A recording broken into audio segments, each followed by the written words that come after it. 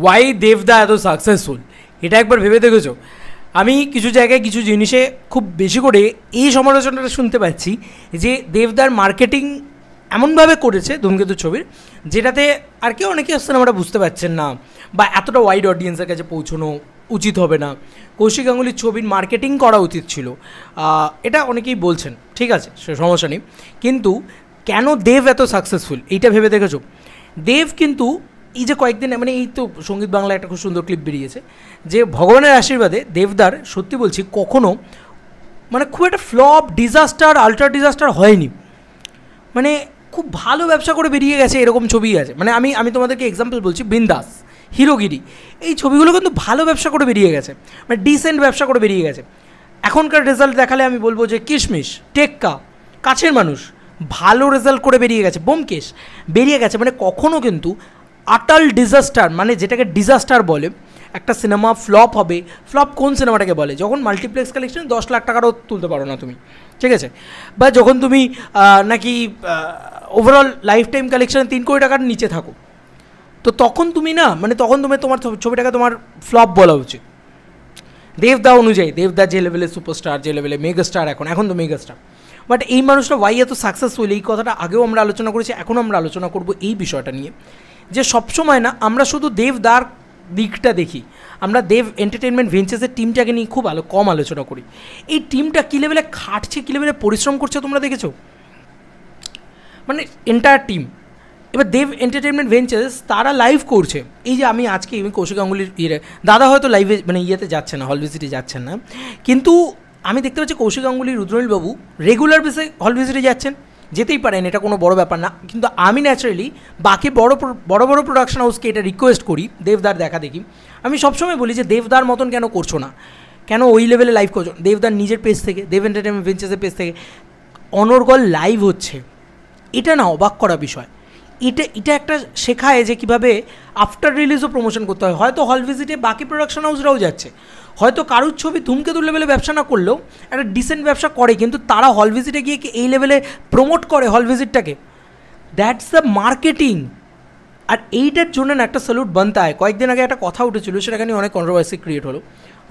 কী নাম ছিল ক্রিয়েটারটা আমার মনে নেই, দেখেছি দু একবার, মূলত ক্রিঞ্জ ভিডিওই বানায়। বাট সে বলছে যে গাড়ি চালাতে চালাতে বলছিল যে মানে আরও দুটো ছবি আছে, ওয়ার 2, কুলি, সেগুলোর কোনো হাইপই নেই বাংলায়। দেব শুভশ্রী, ধূমকেতু, এইটার এই লেভেলে হাইপ। তো বুঝতে পারছো যে এটা তৈরি করতে হয়েছে, এটা এমনি এমনি তৈরি হয়নি। বিফোর 4 তারিখ ধূমকেতুর কী হাইপ ছিল তুমি আমাকে বলো তো? ছিল অবভিয়াসলি একটা বেসিক লেভেলে হাইপ ছিল, দেবদার ছবি মানে হাইপটা থাকবে। কিন্তু আজকে তুমি বলো 4 তারিখের পরে একটা ঘটনা ঘটে গেছে, একটা মিরাকল ক্রিয়েট করে দিয়েছে 4 তারিখে পাবলিককে সেই জায়গায়। তখন কিন্তু অনেকে বলছিল দেব শুভশ্রীকে আমরা একসাথে দেখতে চাই, মানেটা কি? মানে বড় বড় মানুষজনেরাও বলছিলেন, রিনোন পার্সনরাও বলছিলেন। তার মানে কী দাঁড়ালো? তার মানে দাঁড়ালো এটাই যে দেব শুভশ্রী জিনিসটাই কিন্তু আলটিমেটলি সেলেবেল। সবাই এটা বুঝতে পেরেছিল, কিন্তু সেটাকে কেউ সেল করতে পারতো এত সহজে, যেটা দেব এন্টারটেনমেন্ট ভেঞ্চার্সের টিম করতে পেরেছে। এইখানে না ক্রেডিট যায় সায়ন্তনদার, এখানে ক্রেডিট যায় ঐশিকদার, এখানে ক্রেডিট যায় সৌম্যজিৎদার, এখানে ক্রেডিট যায় মানে entire team of Dev entertainment ventures. আমি যাদেরকে চিনি, আমি খুব ক্লোজলি যাদেরকে চিনি তাদেরকে বললাম, তাদের কথাটা বললাম। কারণ এই যে একটা মার্কেটিং তৈরি করা, এবং এই যে বড়মার মন্দিরে পুজো, মানে যেখানে যাচ্ছে বড়মার মন্দিরে পুজো দিতে গেছে সেটা পর্যন্ত ভাইরাল হয়েছে, ভাবতে পারো। তো দেব শুভশ্রী একসাথে পুজো দিতে যাচ্ছেন, এই যে তাদের যে ম্যাচিং জামা কাপড়, এই যে ব্যাপারগুলো, এগুলো না অ্যাকচুয়ালিতে মার্কেটে প্রচণ্ড ভাইব হয়েছে। সবাই বলছে হাজব্যান্ড ওয়াইফের মতন দেখতে লাগছে, রিয়েল। মানে এই যে একটা মার্কেটিং তৈরি করা, এই যে একটা বাস তৈরি করা সোশ্যাল মিডিয়াতে, এটা দেবদা খুব সাকসেসফুলি করতে পারেন। অ্যাকচুয়ালি মেন মাথাটা, মেন ব্রেনটা তো দেবদার। উনি খুব শিক্ষিত এবং উনি খুব মানে নতুনকে অ্যাকসেপ্ট করতে জানেন বলে আমার ধারণা। তা নাহলে আমরা ইউটিউবাররাও হয়তো এতটা বেশি সুযোগ পেতাম না, আমরা এতটা বেশি কাজ করতাম না। কটা প্রোডাকশন হাউসে আমরা এই লেভেলে কাজ করি, যে লেভেলে দেব এন্টারটেনমেন্ট ভেঞ্চার্সের সাথে কাজ করি। তো এটা একটা বড় ব্যাপার যে তারা অনেক বেশি নিউ জিনিসপত্রকে অ্যাবজর্ভ করে, নেয়, টানে। দেবদা কিন্তু প্রথম আমাদেরকে ওরকমভাবে একটা মানে ইয়েতে ইন্টারভিউ দিচ্ছে, যখন ওরকম মানে অনলাইন পোর্টালে ইন্টারভিউ দিচ্ছে, সেইটা ছিল একটা সুপারস্টার হিসেবে তার এত ছোটো ছোটো ক্রিয়েটারদের কাছে চলে আসে। তখন কিন্তু আমার চ্যানেলটা 86,000 সাবস্ক্রাইবারের ছিল না, 6,000ও সাবস্ক্রাইবার ছিল না তখন আমার। তো বিশ্বাস করেছে মানুষটা। তো এই যে একটা নতুনদেরকে বিশ্বাস করা, এই জায়গাটা না ভয়ঙ্করভাবে দেবদা করতে পারেন। এটা একটা বড় বিষয়। এবং আমাকে খুব সাকসেসফুলি এই কথাটা বলতে হবে, তুমি যদি খাদানের মার্কেটিং দেখো, তুমি যদি ধূমকেতুর মার্কেটিং দেখো, তুমি যদি তার প্রিভিয়াস ছবি প্রজাপতির মার্কেটিং দেখো, তার মানে সাকসেসফুলের একদম টপ সাকসেসফুল যেগুলো সেগুলোর মার্কেটিং, তুমি যদি বাঘা যতীনের মার্কেটিং দেখো, প্রত্যেকটা মার্কেটিং স্টাইল কিন্তু আলাদা আলাদা ছিল। তুমি একরকম মার্কেটিং গিমিকে প্রত্যেকটা থেকে বসাতে পারবে না। তারা তো চাইলেই পারতো, খাদানে যে বেঙ্গল ট্যুর করেছে এই ছবি তো বেঙ্গল ট্যুর করে দিত দেব শুভশ্রীকে নিয়ে, তাতে লাভবানটা কে হতো? দেব শুভশ্রীকে নিয়ে যদি বেঙ্গল ট্যুর হতো প্রচুর প্রচুর আলোচনা হতো, প্রচুরই হতো, আরও বেশি ভাইব হতো। কিন্তু কী হতো বলো তো, বলতো লোকে যে সিমিলার প্যাটার্নে এগোচ্ছে। কিন্তু এই যে ব্রেক করে দিল তারা, যে বেঙ্গল ট্যুর করলো না তারা ধূমকেতু, তারা জানে যে ধূমকেতু বেঙ্গল ট্যুর করার মতো ছবি না। দেবদা একটা কথা বলেছিল আমার ইন্টারভিউতে, যে সব ছবি তো বেঙ্গল ট্যুর করার মতন ছবিও না। তাদের টেক্কার প্রমোশনাল প্যাটার্নটা কিন্তু একদম একদম অ্যালিউপ, একটা ছোটো করে প্রমোশন, ছোটো করে একদম ওরকম ছিল, ক্লোজ ডোর ব্যাপারটা।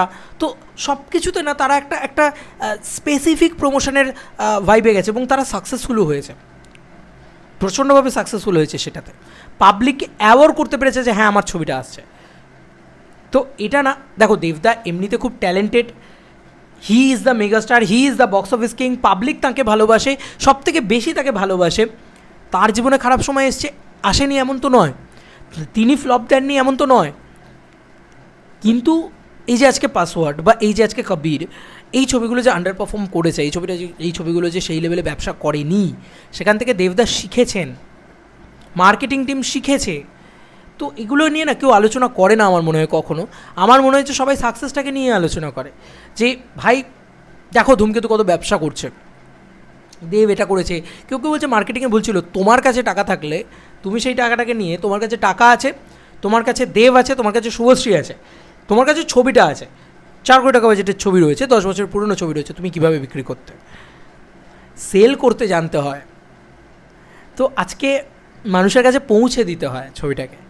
তো এই যে আজকে অনেক ছবি আসছে, আমি কোনো ছবির পার্টিকুলারলি নাম নিচ্ছি না, অনেক ছবি রিসেন্ট পাস্টে আসছে। তো প্রবলেমটা হচ্ছে না কী বলো তো, মানে আমার খুব খুব আক্ষেপ লাগে এটা ভেবে যে প্রমোশনটা সেই লেভেলে হচ্ছে না কোনো ছবিরই।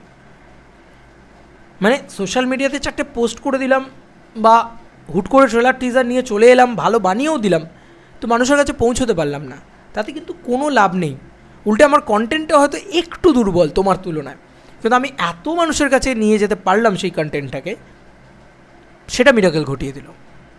তো এটা না ইমোশনাল একটা ব্যাপার, বুঝতে পেরেছো? এবং এখানে না প্রশংসা রাখে মানে যারা মার্কেটিং টিমে রয়েছেন, যারা মার্কেট করছেন, যারা মানুষের কাছে পৌঁছে দিচ্ছেন সিনেমাটাকে।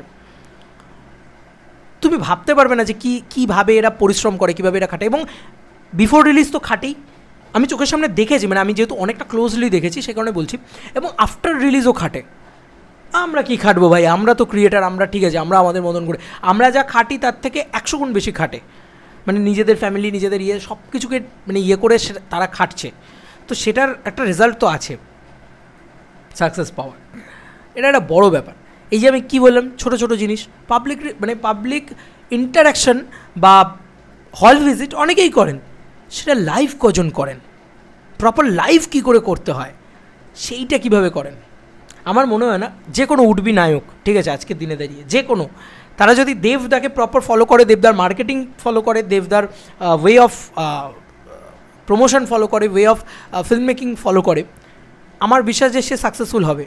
এক্সাম্পল দেখাবো, আরি, ইয়াসদার ছবি, দেবদা যেরকম টনিক বানিয়ে সাকসেসফুল হয়েছে, ইয়াসদা সেরকম আরি বানিয়ে সাকসেসফুল হয়েছে, ঠিক সেম প্যাটার্নে খেলেছে কিন্তু। তো আমি এটা তোমাদেরকে বারবার, অঙ্কুশদা নারী চরিত্র বেজায় জটিল আছে, কাইন্ড অফ একটা কিশমিশ টাইপের একটা ছবি হবেই, আমি এটা বলছি তো, মানে ওই মানুষটা পথপ্রদর্শক কেন। এবং ওই টিমটাও খুব খুব মানে শেখার আছে এই টিমটার থেকে, যে কীভাবে তোমার ছবিকে করা যায়। মানে আমাদেরও কি ন্যাচারালি মাথায় আসবে যে দাদা এই মাস লেভেলে করো, এই করো, ওই করো, আমরা যেগুলো চাইছি। ধরো আমি এবার সিনেমার চয়েসের ব্যাপারেও দেবদার ক্ষেত্রে যদি চলে আসি না, আমরা বলছি দেবদা পলিটিক্যাল ছবি করো, এই যে বিভিন্ন জায়গায় তখন একটা আলোড়ন উঠেছিল, আলোচনা হয়েছিল যে আমাদের বাংলায় জওয়ানের মতন ছবি হয় না, ইত্যাদি ইত্যাদি, করা সম্ভব না, রাইটার নেই ইত্যাদি, এটা একটা হচ্ছিল। তো রিলিজ হয়ে গেল ফাট করে, প্রধান লোকে ছিটকে গেছে। দেব না ট্রাস্টটাও তৈরি করতে পেরেছে ভালো ছবি করে করে। আজকে লোকে বলতেই পারে যে কবির বক্স অফিসে বিরাট পারফর্ম করেনি, কিন্তু কবির যে গুডউইলটা ক্রিয়েট করে দিয়েছে দেবকে, সেটা আর কেউ পারেনি। কবির একটা এত অসাধারণ ছবি, পরবর্তীকালে যখন ওটিটিতে দেখেছে, সিনেমা হলে দেখেছে, এই স্যাটেলাইটে দেখেছে, তখন লোকে না বলেছে যে হ্যাঁ ভাই কিছু সিনেমা বানিয়েছে, কিছু সিনেমা দেব কিছু ট্রাই করেছে, ঠিক আছে। এইটা হচ্ছে একটা না একটা সুপারস্টারের বিরাট বিরাট পাওনা আমার মনে হয়। এবং সে সুপারস্টার থেকে নিজেকে ভেঙে চিরকাল অ্যাক্টর হওয়ার চেষ্টা করেছে এবং আবার সে তার মেগা স্টারডামে ফিরে গিয়েছে। এই যে জার্নিটা, দেব প্রথম পোর্শনটা সে রোম্যান্টিক হিরো, তারপরে অ্যাকশন হিরো, সে মাস অবতারে, সেগুলো সব ঠিক আছে। তারপরে তার 2.0 ভার্সন শুরু হলো দেব এন্টারটেনমেন্ট ভেঞ্চার্স থেকে, যে বাংলায় এমন ছবি আনবো যে ছবিগুলো এর আগে বাংলায় তৈরি হয়। তুমি বলো আজ থেকে 10 বছর আগে ধূমকেতু তৈরি হয়েছে, ধূমকেতুর কনসেপ্ট কে বুঝতে পেরেছে কে বুঝতে পারেনি জানি না, আমি যতটুকু যা বুঝতে পেরেছি আমাদের গোটা ইন্ডিয়াতে এ ধরনের ছবি খুব কম হয়েছে, ঠিক আছে। বা এখন তো হয়ই না, যে দগদগে ব্যাপারটাকে নিয়ে কথা বলছে সে ধরনের ছবি তো ন্যাচারালি হয়ই না। সেই সময় ট্রাই করেছে দেবদা, আজও কতটা রেলিভেন্ট একটা ছবি। আমি যদি চ্যাম্প তুলি, আমি যদি ককপিট তুলি, কবির তুলি, পাসওয়ার্ড তুলি, তোমার যে কোনো দেব এন্টারটেনমেন্টের যে কোনো ছবি তুমি দেখো, কতটা আহেড অফ টাইম, কতটা সুন্দর ছবি এবং কতটা বাঙালি আনাকে কর্পোরেট করা, ওইটাও একটা ব্যাপার। টিমটা বাঙালি আনাকেও কতটা ইনকর্পোরেট করেছে, প্রমোশন কীভাবে করেছে। দেখো আজও তো দেবদা হল ভিজিট করছেন না, কিন্তু দেবদার তরফ থেকে কি প্রমোশন কমছে? হতেই পারে যে তুমি হল ভিজিট করলে না, তোমার টিম হল ভিজিট করলো, কিন্তু সেটাও একটা প্রমোট করার ব্যাপার সোশ্যাল মিডিয়াতে। এত সোজা না দেব হওয়াটা, ওই জন্য বলে না দেবদাকে বলছেন না তুমি মানে কী হতে চাও বা কী আলাদা দেব হয়ে থাকতে চায়। দেব এত সুন্দর, ভগবান তাকে একটা মানে জীবন দিয়েছে, এত অগণিত ভক্তের ভালোবাসা দিয়েছে। দেখো আমার মনে হয় যে দেব হওয়াটা তো কঠিন, কিন্তু দেব হয়ে টিকে থাকাটা আরও বেশি কঠিন। সেটার জন্য তার টিমকে একটা স্যালুট জানাতে হয়। এবং অবভিয়াসলি দেবদার ব্রেন, আমি একটা কথা শুনেছিলাম অনেক দিন আগে, ইন্ডাস্ট্রিতে যারা কাজ করেন তাদের থেকেই শুনেছিলাম যে দেবদার ব্রেনটা না, মানে ভগবান করুক, ওনার শুভকামনাই করি, সবসময় ওনার ভালো হোক, কিন্তু ওনার ব্রেনটা বলে নাকি যে মানুষ শিল্পী তো অমর, কিন্তু একটা টাইমের পরে তো মানুষের তো সেখানে মিউজিয়ামে ওনার ব্রেনটা বাঁধিয়ে রাখা থাকবে, এমন ওনার ব্রেন। এটা ইন্ডাস্ট্রির মানুষজনেরা বলতেন যে এত আইডিয়া লেভেলে ভালো, এত নতুন ইনোভেটিভ ইভেন কি যারা প্রমোশন করতেন, মানে যারা মানে অ্যাজ প্রমোশনাল টিম যারা, তাদের মাথা থেকে জানা আইডিয়া বেরোচ্ছে, দেবদা নাকি বসে বসে সেরকম আইডিয়া দিতেন, ভাবতে পারো। তো এইটা হচ্ছে ওনার ব্রেন, তো ওটা বাঁধিয়ে রাখার মতন জিনিস, এটা বলতো সবাই তখন অনেক দিন আগে, বাঘা যতীনেরও আগে আমি শুনেছিলাম এরকম কথা, আমার খুব ভালো লেগেছিলো। যাই হোক, congratulation to team Dev entertainment ventures and দেবদা অলসো, যে এরকম ব্যাক টু ব্যাক সাকসেস, ঠিক আছে। আমরা যদি হিসাব করে দেখি, একবার জাস্ট হিসাব করছি, ভিডিওটা যখন বড়ই হয়েছে, আমি যখন একবার হিসাব করে বলছি তোমাদেরকে, সাঁঝবাতি থেকে এই ট্র্যাক রেকর্ডটা শুরু হয়েছে। দেবদা বলে না যে তার অল টাইম রেকর্ড এটা, তো আমি জাস্ট বলে যাচ্ছি, সাঁঝবাতি তুমি দেখো, জাস্ট সাঁঝবাতি রিলিজ করেছে, তারপরে তার গোলন্দাজ রিলিজ করেছে, তারপরে তার টনিক রিলিজ করেছে, তারপরে তার তোমার কিশমিশ, কাছের মানুষ, প্রজাপতি, ব্যোমকেশ, বাঘা যতীন, প্রধান, তারপরে টেক্কা, খাদান, আজকে ধূমকেতু, 12টা ছবি দেখছো, করগুনে গুনে পরিষ্কার 12টা ছবি হলো বন্ধু। 12টা ছবি একটা যুগে হয়, ঠিক আছে। পর 12টা ছবিকে সাকসেসফুল বানানোর কারিগর নাম হচ্ছে দীপক অধিকারী, দেবদা। তার জন্য তার টিমটাও না প্রচণ্ডভাবে অ্যাক্টিভ, এটাকে বলতেই হয়। কারণ বাংলায় 12টা ছবি পরপর সাকসেসফুল, আর একটা কোনো অ্যাক্টর দিতে পেরেছে, সুপারস্টার ছেড়ে দাও, যে হুক ছেড়ে দাও, 12টা ছবি পরপর দেখাতে হবে, মাঝখানে কোনো ডিপ দেখলে চলবে না। সাকসেসফুল মানে সাকসেসফুল হিট, 5-5.5 কোটি টাকার কালেকশন প্রতিটা ছবি কম বেশি করে গেছে, মানে 3 থেকে 5 কোটি টাকার কালেকশন, 3 কোটি টাকার নিচে নামেনি কোনো ছবির কালেকশন। আমাকে দেখাতে পারবে একজন? কাউকে পারবে না, কারণ এরকম প্রমোশন কে করতে পেরেছে, এরকম মার্কেট কে করতে পেরেছে। যেভাবেই মার্কেট করে ছবিটাকে নিয়ে আসা হোক না কেন, সাকসেসফুল হওয়াটা ইম্পর্টেন্ট। কীভাবে সাকসেসফুল হচ্ছে ডাজন্ট ম্যাটার, তুমি সাকসেসফুল, এইটা বেশি ইম্পর্টেন্ট।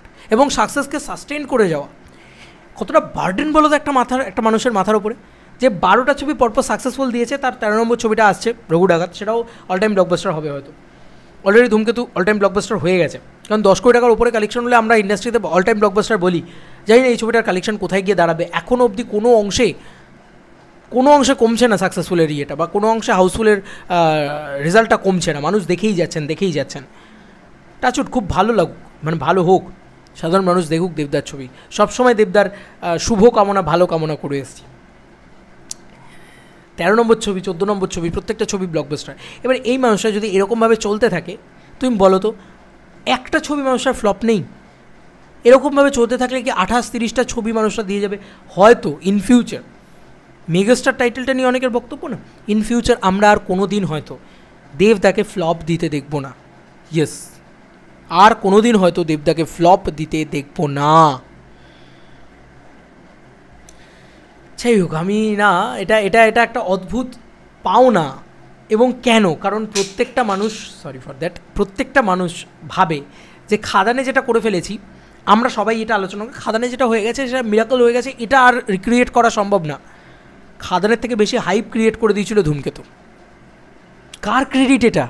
এটা টিম দেব এন্টারটেনমেন্ট ভেঞ্চার্সের ক্রেডিট। এবং আজকেও সেই হাইপটাকে বাঁচিয়ে রাখাটার ক্রেডিট কিন্তু টিম দেব এন্টারটেনমেন্ট ভেঞ্চার্সের। তারা অনর্গল প্রমোশন করে যাচ্ছে, অনর্গল পোস্ট করে যাচ্ছে, আজকে এতগুলো হাউসফুল, কালকে অতগুলো এত টাকার বক্স অফিস কালেকশন, এত টাকার নেট কালেকশন। আবার এগুলোও যেরকম করছে তার সঙ্গে সঙ্গে হল ভিজিট করছে, সেইগুলোর আবার একটা ক্যাপচার করে রাখছে, একটা লাইভ করে রাখছে। এইগুলো হচ্ছে একটা মানে তুমি সব দিক দিয়ে বলতে বাধ্য। কন্টেন্ট চুজিং, ভালো অভিনয়, ভালো ফিল্ম মেকিং, সেগুলোই শুধু জায়গা না, ভালো মার্কেটিং, ভালো টিম, সেগুলোও ম্যাটার। প্রমাণ করে যে দেবদা কেন সাকসেসফুল। তো দেবদা, তোমার আরও সাকসেস কামনা করি। আমি চাই না যে তুমি আর জীবনে একটাও ফ্লপ দাও। এর পরবর্তীকালে তুমি শুধু hit hit hit hit hit hit hit super hit, blockbuster, all time blockbuster, industry hit, এই জিনিসটাই চলুক তোমার সাথে, চলুক। আর একটা জিনিস আমার মনে হয় ভাঙতে চলেছে, এই যে ধূমকেতু এই লেভেলে ব্যবসা করেছে, আমার মন বলছে রঘুরাগাতেও আবার দেখতে পাবে তো তোমরা, এমন একটা স্কেল আপ করে দেবে, এমন একটা জিনিসপত্র করে দেবে, এমন একটা প্রমোশনের ইউনিকনেস নিয়ে চলে আসবে আবার টিম দেব এন্টারটেনমেন্ট ভেঞ্চার্স, যে হয়তো তোমরা আবারও বলবে যে ওয়াও, এই ওয়াও চমকে যাবে। আবার তোমরা দেখতে যাবে ছবিটা, প্রচুর পরিমাণে দেখতে যাবে, প্রচুর পরিমাণে ছবিটা চলবে। এবং তারপরে আমরা এটা বলবো যে একটা বছরে, এই যে একটা কথা আছে না, একটা মিথ আছে না, যে কোনো সুপারস্টার এক বছরে দুটো ইন্ডাস্ট্রি দিতে পারে না। একটা তো শাহরুখ খান করেছিলেন যে পাঠান হিউজ লেভেলে ব্যবসা করে, জওয়ানও হিউজ লেভেলে ব্যবসা করে, দুটোই 1000 কোটি প্লাস ব্যবসা করেছিল। তো আমার মনে হয় বাংলায় সেই রেজাল্টটা আবার দেখতে পেতে চলেছো তোমরা, যেখানে তোমরা 40 দিন আগে রিলিজ হওয়া ছবি ধূমকেতু এই লেভেলে ব্যবসা করেছে, 40 দিন বাদে রঘুরাগাত কী লেভেলে ব্যবসা করে মিলিয়ে নিও আমার কথা। দুটো পরপর ইন্ডাস্ট্রি হিট হয়তো দেখতে পেতে চলেছো। এবং এটা যদি সাকসেসফুলি ক্রিয়েট করে দিতে পারে, মেগাস্টার হয়ে যাচ্ছে দেবদা। আজ অবধি কোনো ইন্ডাস্ট্রিতে, আমি খুব সাকসেসফুলি এই কথাটা বলতে পারি, খুব বুকে দম রেখেই কথাটা বলতে পারি, যে কোনো ইন্ডাস্ট্রিতে হেন কোনো সুপারস্টার, হেন কোনো মেগাস্টার তুমি দেখাতে পারবে না যে পরপর 12টা ছবি একসাথে হিট দিয়েছে। এবং এটা দেবদার আজকের ট্র্যাক রেকর্ড নয়, কিন্তু এটা দেবদা আগেও করেছিলেন, 11টা ছবি পরপর হিট দিয়েছিলেন, পাগলু ওই টাইমটাতে আর কি, 2011-10 ওই টাইমটাতে, ঠিক আছে। 2007 থেকে শুরু হয়েছিল বোধহয়, 6-7 থেকে শুরু হয়েছিল, 7 না 8 সেই টাইম থেকে শুরু হয়েছিল, 2012-13 অবধি সেটা চলেছিল আর কি, টানা সব ছবি হিট, সেই সময় 11টা ছবি, সেই পুরনো রেকর্ডটাকে নিজে ব্রেক করেছে, 12টা ছবি এখন সাকসেসফুল বানিয়েছে। এবং এর পরবর্তীকালে তার যে ছবিগুলো রয়েছে, সেই ছবিগুলো যে প্যাটার্নে রয়েছে, ধরো প্রজাপতি 2, ধরো এই যে রঘু ডাকাত, একদম চোখ বন্ধ করে ব্লকবাস্টার, ঠিক আছে, এগুলো। তো এরকমভাবে যদি সাকসেসফুল হতে থাকে, তাহলে প্রথম হয়তো কোনো 15টা ধরো সাকসেসফুল দিল, 15টা ছবি, আমি বলতে পারি যে পৃথিবীর কোনো ইন্ডাস্ট্রিতে এরকম সাকসেসফুল মেগাস্টার, সুপারস্টার বা অ্যাক্টর নেই যে পরপর 15টা ছবি হিট দিতে পেরেছে, পরপর 15টা ছবি, একটা ছবিও ডাউন করেনি। এটার জন্য ক্রেডিট যায় টিম দেব এন্টারটেনমেন্ট ভেঞ্চার্সকে, এটার জন্য ক্রেডিট যায় দেবদার ব্রেনকে, এটার জন্য ক্রেডিট যায় দেবদার কন্টেন্ট চুজিংকে এবং মানুষের পালস বোঝাকে, আর কিছুই না। যাই হোক, এক্সাইটেড অ্যাবাউট রঘু ডাকাত, সবাই খুব হাইপ দিচ্ছে, খুব ক্রেজি এক্সাইটমেন্ট দেখাচ্ছে। ভালো লাগে জানো তো, মানে ভালো লাগে যে আমার ছোটোবেলার যে নায়ককে দেখে আমি বড়ো হয়েছি, যার আমি চোখ ফুটে থেকে ফ্যান আর কি, অ্যাকচুয়ালিতে স্বাভাবিক না, আমরা ছোটোবেলায় ওইভাবে বড়ো হয়েছি, আমাদের আর কোনো, মানে আমি অন্তত সেভাবে তখন দেখিনি। আমরা একদম ছোটোবেলা থেকে যখন বড়ো হচ্ছে, তখন দেবদাকে দেখেই বড়ো হয়েছে, চ্যালেঞ্জ দেখে বড়ো হচ্ছে। তো সেই সুপারস্টার যদি আজকে ডাউনগ্রেড করতো, আমার কষ্ট হতো, আমার খারাপ লাগতো, আমার খারাপ লেগেছে যখন কবির খুব একটা ভালো চলেনি, যখন পাসওয়ার্ড খুব একটা ভালো চলেনি। উত্তর দিয়েছে বক্স অফিস। আজকেও যখন একটা বড় সুপারস্টারের সাথে আমার মানে লড়াইটা হয় আমার ছবির, আমার দেবদার ছবির, তখনও কিন্তু আমাকে এত সাকসেসফুল দেওয়ার পরেও আমাকে লড়াই করতে হয় ধূমকেতু নিয়ে, যে ভাই ওয়াট টু ভার্সেস ধূমকেতু। আজকে আমার সেই লড়াইটা আমরা বাঙালিরা জিতে গেছি। তো যে কোনো ফ্যান যাকে তুমি সাপোর্ট করো, এক্ষেত্রে আমি নিজের বাবাকে বলছি, আমার বাবা হেরে যাক আমি তো চাইবো না। তো সিমিলারলি মানে আমার দাদা হেরে যাক সেটাও আমি চাইবো না। তো আমি যখন আমার দাদার জেতাটা দেখতে পাই ছোটোবেলা থেকে বড় হয়ে, সেই জিনিসটায় সেটাকে আলাদাই খুশি হয়, মনে একটা আলাদা শান্তি হয় যে সেই সময় ছোট্ট ছেলেটা ঠিক লোকটাকে সাপোর্ট করেছিল, আজও সে ঠিক লোকটাকেই সাপোর্ট করে যাচ্ছে। হ্যাঁ, এই মানুষটা অন্যায় করেনি কোনো দিন, কোনো ভুল করেনি, সেটা তার বক্স অফিস তার প্রমাণ। যাই হোক, ভালো লাগে প্রত্যেকটা ছবি যখন এরকমভাবে সাকসেসফুল হয়, তারপরে এরকম একটা 21-22 মিনিটের ভিডিও বানাতে খুব ভালো লাগে, ভীষণ ভালো লাগে। মনে হয় যে হ্যাঁ, আবার একটা সাকসেসফুল দিয়ে দিলে দাদা, আবার একটা অল টাইম ব্লকবাস্টার দিয়ে দিলে দাদা তুমি। 12টা ছবি, নট ম্যাটার অফ চোখ। Salute to Dev entertainment ventures and love you দেবদা। আরও সাকসেস আসুক তোমার জীবনে, প্রচুর ভালো ভালো ছবি করো, এবং শুধু কমার্শিয়াল নয়, সব ধরনের ছবি করো, যাতে তোমাকে সব ধরনের দর্শক পছন্দ করে, ঠিক আছে? এবং প্রত্যেকটা ছবি সাকসেসফুল বানাও। অলওয়েজ সাথে থাকতে পেরে আমি কৃতজ্ঞ মনে করি, সাথে থাকতে চাই দাদা তোমার অলওয়েজ। মানে কোনো সময় দেবদার ডাউনগ্রেড হয়েছে, তখনও দেবদার সাথ ছেড়ে দিইনি, বলিনি কখনো যে না আমি দেবদার ফ্যান নয়, তো আজও তো চাই। এবং আমার আরেকটা জিনিস লাস্টে বলে দেওয়ার আছে, দেবিয়ান্সরা ফ্যান্সরা ক্রিটিসিজম করতে পারে জানো তো দাদার, মানে দেবদার যেটা ভালো লাগছে না, বা যেটা মনে হচ্ছে যে না এই জায়গাটা ঠিক না, সেটা কিন্তু তারা বলতে পারে, নির্দ্বিধায় বলতে পারে। এবং তারা বলে যে তাদের দেবদার সিনেমাটা যোদ্ধা ফ্লপ, তারা এটা স্বীকার করতে পারে ওপেন ইয়েতে। তারা এতটাই শিক্ষিত এবং তারা এতটাই ওপেন, তারা কখনো ভাবে না যে ভাই কেন আমি এটা কেন বলবো। এই জায়গাটা তাদের না সাহস রয়েছে, তারা ওপেনলি বলে যে হ্যাঁ আমার যোদ্ধা ফ্লপ, আমার কবির ফ্লপ। এই যে সাহসটা, এবং কেন ফ্লপ, কী কারণে প্রবলেম হচ্ছে, সেই জিনিসগুলোকে রেকটিফাই করার চেষ্টা করার কথা দাদা অবধি পৌঁছে দেয়। এরকম অনেস্ট ফ্যান বেস খুব কম লোকের আছে। আমি অনেকগুলো ফ্যান বেস দেখেছি, তো আমি তোমাদেরকে এক্সাম্পল বলছি। সলমান খানের ফ্যান বেস রিসেন্টলি স্যার ভাইকে বলেছে, মানে ভাইজানকে বলেছে। সিমিলারলি আমি দেখতে পাচ্ছি ঋত্বিক রোশনের একটা টক্সিক ফ্যান বেস আছে, যারা শুধু সোশ্যাল মিডিয়াতে এসে গালাগালি করে। ঋত্বিক রোশনের কী করলে ভালো হবে সেটা তারা ঋত্বিক রোশনের অবধি পৌঁছে দেয় না। এখানে ফ্যান্সরা আরামসে বলে যে দেবদা তোমার এই জায়গাটায় এরকম মনে হচ্ছে, আমাদের ভুল হচ্ছে, যখন দেবদার নাকি একটু ডাউনফল চলছে বা একটু কম চলছে, যে এই জায়গাটা এই ভুল হচ্ছে, সেখান থেকে তারা রেকটিফাই করে নেয় সঙ্গে সঙ্গে। সুপারস্টার শিখবে তো তখনই সুপারস্টার, যখন সে তাকে বলবে। সবসময় একটা ফেক বাবলের ভিতরে ক্রিয়েট করে রেখে দেয় না দেবদাকে কেউ। এটাও একটা খুব আনন্দের বিষয়। এটা ন্যাচারালি অনেক বড় বড় সুপারস্টারদের ক্ষেত্রে এটা হয়, একটা বাবলের ভিতরে, যে দেবদা তুমি মানে তো ভগবান, দেবদা তোমার তো কোনো ভুল হতেই পারে না। তো এই যে একটা ফেক বাবলের ভিতরে ক্রিয়েট করে রেখে দেয় অন্যান্য বড় বড় সুপারস্টার। আমি কেন বললাম সলমান খানের কথা, ঋত্বিক রোশন, বাংলার কারোর কথা বলছি না, আমি তুলনাতেই আনছি না। আমার মনে হয় না দেবদার সাথে আর কেউ তুলনাতে আসে। 12টা ছবি পরপর হিট দিয়ে আগে, অন্তত হিট মানে সুপার হিটও করতে পারে, অন্তত হিট দিয়ে আগে যুদ্ধে এসো, মানে মাঠে নামার যোগ্যতা অর্জন করো, তারপরে তো লড়াই করবে আমার মনে হয়। তো সেটাই আর কি। লাভ ইউ দেবদা, লাভ ইউ। আরও অনেক উন্নতি হোক তোমার। বাই।